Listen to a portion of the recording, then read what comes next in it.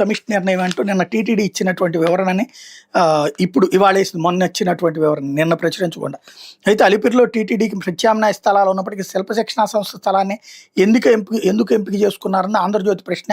ప్రతిష్టాత్మకమైన ఆ సంస్థను కాపాడుకోవాల్సిన అవసరం ఎంతో ఉంది. టౌన్షిప్ నిర్మాణానికి అధికారులు నిర్దిష్టంగా మరో స్థలాన్ని సూచించినప్పటికీ బోర్డు శిల్ప శిక్షణ సంస్థ స్థలాన్ని ఎంపిక చేసుకుంది. దీనికి టీటీడీ సమాధానం ఇవ్వలేదు. 2018లో అప్పుడు బోర్డు శిల్ప శిక్షణ సంస్థ స్థలంలో టౌన్షిప్ నిర్మించేందుకు తీర్మానించి టీటీడీ చెప్తోంది. అయితే నాటి తీర్మానం ప్రతిని పరిశీలిస్తే అందులో ఎక్కడ శిల్ప శిక్షణ సంస్థ స్థలంలో టౌన్షిప్ కట్టాలని ప్రతిపాదన లేదు, అలిపిరిలో అని మాత్రమే ఉంది. దీంతో తాజాగా టీటీడీ ఇచ్చిన వివరణ అయోమయానికి గురి చేస్తుంది. ఇక 2019 జనవరి 8 జరిగిన బోర్డు సమావేశంలో ఒక బ్లాక్ నిర్మాణానికి టెండర్లు ఆమోదించారు. ఆ తీర్మానంలో కూడా అలిపిరిలో భక్తులకు వస్తు కోసం ఒక బ్లాక్ నిర్మాణం అని మాత్రం తప్ప శిల్ప శిక్షణ సంస్థ స్థలంలో నిర్మించాలని ఎక్కడ ప్రస్తావించలేదు.